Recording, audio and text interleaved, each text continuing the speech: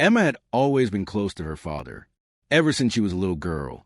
She admired his strength, wisdom, and the way he could make any situation feel safe. Now in her 20s, she cherished their rare moments together, especially as life got busier. One crisp autumn afternoon, she invited him for a walk near the Brooklyn Bridge. The sun was setting, casting a golden glow over the city, and a soft breeze carried the sounds of distant conversations and honking cars. It was the perfect time to take some photos. She asked a stranger to snap a picture of them together. As they stood side by side, she leaned her head on his shoulder, smiling at the camera while he wrapped an arm around her in a protective embrace. The moment felt timeless.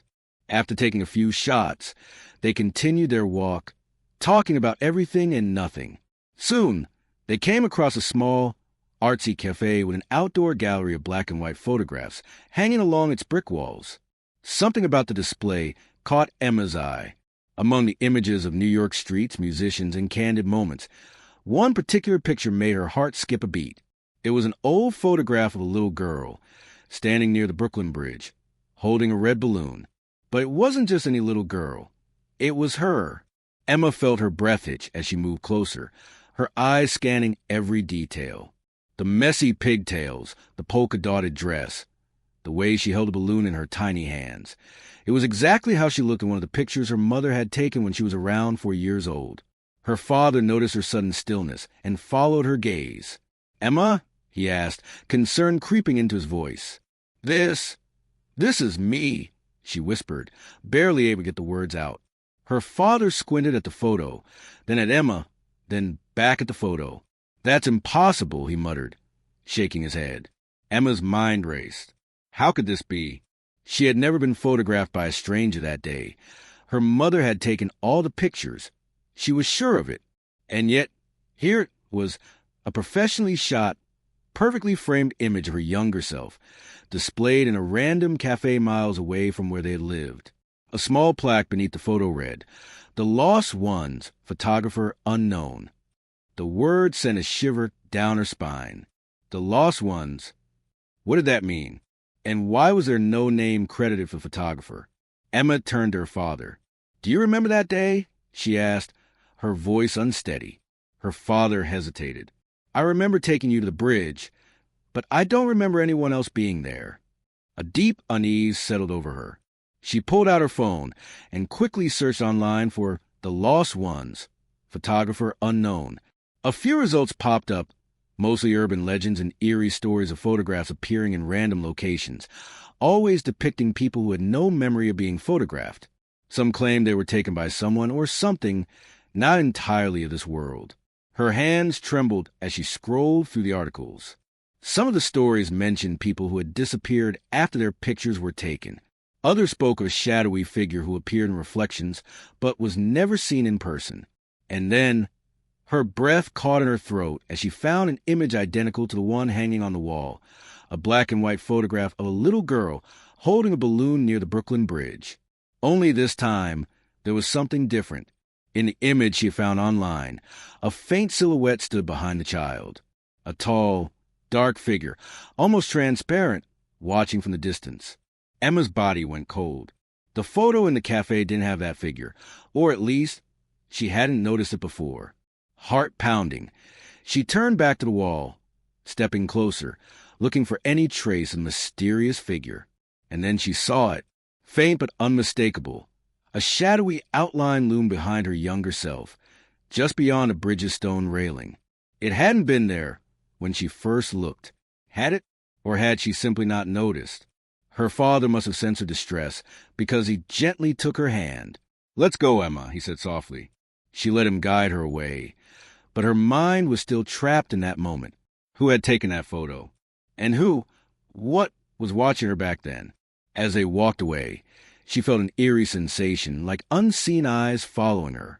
She couldn't shake the feeling that the past had just reached out to touch her, and she had no idea what it wanted. That night, Emma couldn't sleep. She lay in bed, staring at the ceiling, replaying the events of the day over and over.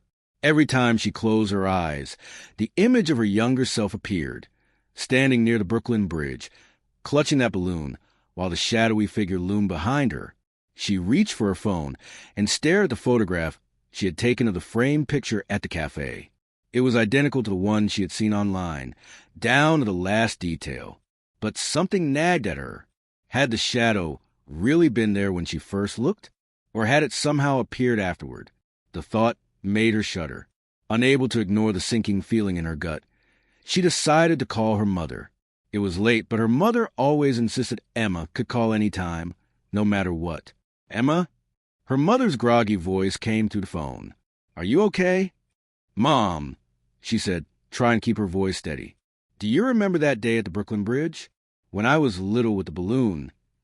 There was a pause on the other end. Then her mother sighed. "Why are you asking about that?" Emma sat up. "So, you do remember it?" Another pause. "Of course I do," her mother said, but something in her tone felt off. It was one of the scariest days of my life. Emma's breath caught in her throat. "Scariest? What do you mean?" Her mother hesitated. "I never told you because you were so young. But that day you disappeared." Emma's stomach turned to ice. "You were standing right by my side, holding your balloon. I looked away for 1 second to adjust my camera, and when I turned back, you were gone." Her mother's voice shook. "I panicked. Your father and I searched everywhere. I screamed your name, asked strangers if they had seen you. It felt like hours, but it was probably just a few minutes." Emma gripped her phone tighter. "But I came back, right?" Her mother took a deep breath. "Yes, but you were different." Emma's skin prickled. "What do you mean?" "You didn't answer when I called you. You were just standing there, staring at the bridge. Your balloon was gone. And when I asked where you had been, you just said—" Her mother's voice trailed off. Emma's heart pounded. "I said what?" "You said he let me go." The silence between them stretched unbearably long. Emma felt like she couldn't breathe. "Who let me go?" Her mother exhaled shakily. "I don't know. You never talked about it again. I was just so relieved to have you back that I didn't push. But sometimes I wonder what happened in those missing minutes." Emma's hands trembled as she clutched the phone. She had no memory of any of it. No memory of disappearing. No memory of saying those words. And yet, deep in her chest, a cold, unfamiliar dread curled around her heart. Something had happened to her that day, and whoever or whatever had taken her hadn't been forgotten. She didn't know why, but she suddenly felt sure of one thing. That shadowy figure in the photograph, it wasn't just some trick of the light. It was him. And after all these years, he had finally found her again. Emma felt like the walls of her bedroom were closing in on her. The air felt heavier, thicker, as if something unseen was pressing against her chest. She wanted to deny it, to convince herself it was just a bizarre coincidence, an old urban legend playing tricks on her mind. But deep down, she knew better. She hung up the phone without another word and curled into herself, hugging her knees. The memory of her mother's voice, shaken, uncertain, lingered in her ears. "He let me go." Those words had come from her own lips as a child. But who was he? And why had she forgotten everything? She barely slept. Every time she closed her eyes, she saw flashes of something. Dark water, the stone pillars of the bridge, the feeling of floating but not drowning, and a whisper, a voice too distant to make out, yet familiar in a way she couldn't explain. By morning, Emma knew she couldn't ignore this any longer. She had to go back to the cafe. She called in sick to work, threw on a hoodie and jeans, and made her way to Brooklyn. The streets were busy, life moving on as usual, but Emma felt disconnected from it all, as if she were walking in a dream. When she finally arrived at the cafe, she hesitated outside, heart pounding. The framed photograph was still there, but something had changed. The little girl in the picture, her younger self, was no longer alone. The shadow behind her had grown darker, more defined. It was no longer a faint outline. It had shape now, a figure with long, spindly fingers and an obscured face, standing just behind the child version of herself. And this time, the little girl wasn't looking ahead. She was looking directly at it. Emma stumbled back, her breath coming in sharp gasps. This wasn't possible. It was a printed photograph, a static image. It couldn't change. And yet it had. Something wrong. She spun around. A man stood behind her, probably in his 60s, with silver hair and a camera hanging around his neck. He wore an old tweed jacket, and his expression was kind, but his sharp eyes studied her with curiosity. "This picture," she said, her voice barely above a whisper. "It wasn't like this before." The man glanced at it and nodded. "Ah, you've noticed." Emma's stomach twisted. "What do you mean?" He sighed and adjusted the strap of his camera. "I've been studying these photographs for years. They appear all over the city, always in different places, different forms, but they have one thing in common." Emma swallowed. "What?" The man's gaze met hers, and for the first time, she saw something haunted in his eyes. "They find the people who've forgotten." A cold shiver ran down her spine. She took a step closer. "Who took this picture?" He hesitated before answering. "No one knows. Some say it's a spirit. Some say it's something older." He glanced back at the photograph. "But once you see yourself in one, there's no turning back. It means he remembers you now." Emma's pulse thundered in her ears. "Who is he?" The man looked at her with something almost like pity. "The one who let you go." Her throat went dry. The cafe suddenly felt too small, too quiet, as if the world around her had faded into nothing. She turned back to the photograph. The little girl's eyes, her own eyes, seemed to bore into her. There was something in that gaze, something she hadn't noticed before. Not fear, recognition. Emma's breath hitched as a memory surged through her mind, one that had been buried deep, locked away for years. A dark place beneath the bridge. Cold hands, holding her still. A voice whispering in her ear. Not yet, but one day. The balloon slipping from her fingers. And then blackness. Emma stumbled backward, gripping the wall for support. The man watched her carefully. "You remember now, don't you?" Her body was trembling. She didn't want to believe it, but it was all coming back, piece by piece. And the worst part? Somewhere, deep inside her, she knew that whatever had let her go back then was coming to take her back. Emma's breath came in short, sharp gasps. The cafe, the sounds of the city, the weight of the old man's gaze, all of it felt distant, muffled, like she was sinking beneath invisible waves. The memory clawed at her mind, breaking through the years of silence like something long buried forcing its way to the surface. She could feel it now, the cold fingers, the whisper, the moment she vanished from her mother's side. Not yet, but one day. Emma grabbed onto the cafe's brick wall to steady herself. Her legs felt weak, like they might give out beneath her. She didn't want to be here anymore. I have to go," she muttered. She turned on her heel and practically ran down the street, her heart hammering against her ribs. She needed to get away, put as much distance as possible between herself and that photograph. It was crazy. It had to be some kind of trick, a manipulated image, her mind playing games with her. But no matter how fast she walked, no matter how many blocks she put between herself and the cafe, she couldn't shake the feeling that she was being followed. Not by a person, by something else. She kept glancing over her shoulder, expecting to see the shadowy figure from the photograph stepping out from between the buildings, or waiting just beyond the next street lamp. But there was nothing except that awful, crawling sensation at the back of her neck. By the time she reached her apartment, she was breathless. She fumbled with her keys, practically throwing herself inside before slamming the door shut behind her. She locked it, then deadbolted it, then slid the chain across. Safe. She exhaled, pressing her forehead against the cool wood. And then, a thump, a soft, deliberate knock against the door. Emma's entire body went rigid. She hadn't heard footsteps. No one had followed her up the stairs. She was sure of it. Her fingers hovered over the peephole, but something deep inside her screamed, "Don't look." The knock came again, 3 times. Slow, heavy, then a voice. Low, familiar, not a stranger's, not something unknown. It was her own voice. "Emma?" Her knees nearly buckled. The blood in her veins turned to ice. The voice on the other side of the door, her voice, spoke again. "It's time.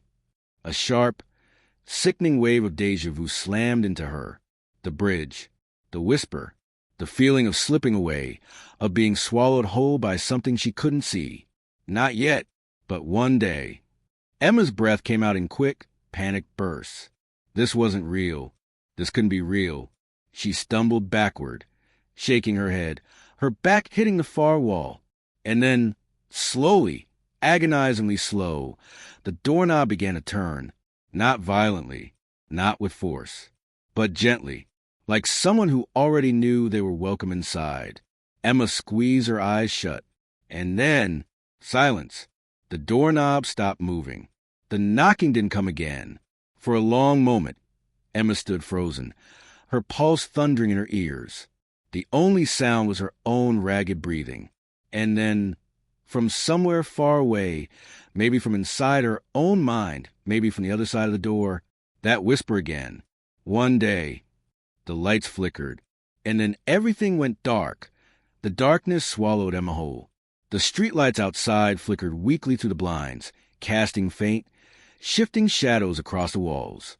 Her breath was the only sound in the apartment, sharp and uneven, like a trapped animal's. She didn't dare move. She didn't dare breathe too loudly. The silence stretched unbearably, pressing it on her, filling the room like something alive. She listened, straining her ears for any sign of movement beyond the door. Nothing, but the feeling hadn't left. The awareness. Something was still there, not on the other side of the door, not outside. Inside, a slow, creeping chill slithered down her spine. Her fingers fumbled against the wall, searching blindly for the light switch. She flipped it. Nothing. She swallowed, pulse pounding in her throat. She reached for her phone. The screen's glow a small, weak comfort in the suffocating darkness. Her fingers trembled as she swiped at the screen, trying to turn on the flashlight. And then, a notification. A new photo. Her stomach dropped. It wasn't from her camera roll. It wasn't from anyone she knew. It had no sender. With shaking hands, she opened it and froze. It was her. A picture of herself, standing in her apartment right now, taken from inside the room. Her breath hitched in her throat. The angle, it was behind her. The phone nearly slipped from her grasp as she spun around, her whole body recoiling. But there was nothing there, just the empty apartment. Silent, waiting. A cold wave of nausea rolled through her. She backed away, heart hammering so loudly she thought it might burst. Then, a whisper, right behind her ear. You never left. The world tilted. The floor beneath her seemed to shift, warp, twist in ways that shouldn't be possible. A wave of dizziness slammed into her, dragging her under. And suddenly, she was somewhere else. Not her apartment. Not anywhere real. The bridge. The air was thick with fog, the sound of distant water lapping against a stone. The Brooklyn Bridge loomed overhead, half drowned in mist. It was empty, silent, frozen in time. And then she saw her, the little girl, herself, standing at the edge of the bridge, with a shadow stretched unnaturally long. The girl turned, slowly meeting Emma's gaze. And Emma finally saw what had been hiding in the photograph all along. The thing standing behind the girl. Not just a shadow. Not just a figure. Her. A version of herself that had never returned. A version that had stayed behind. It smiled. And then, in a voice that was hers, but wasn't, it whispered, "It's time to come back." The fog thickened, and the world went black.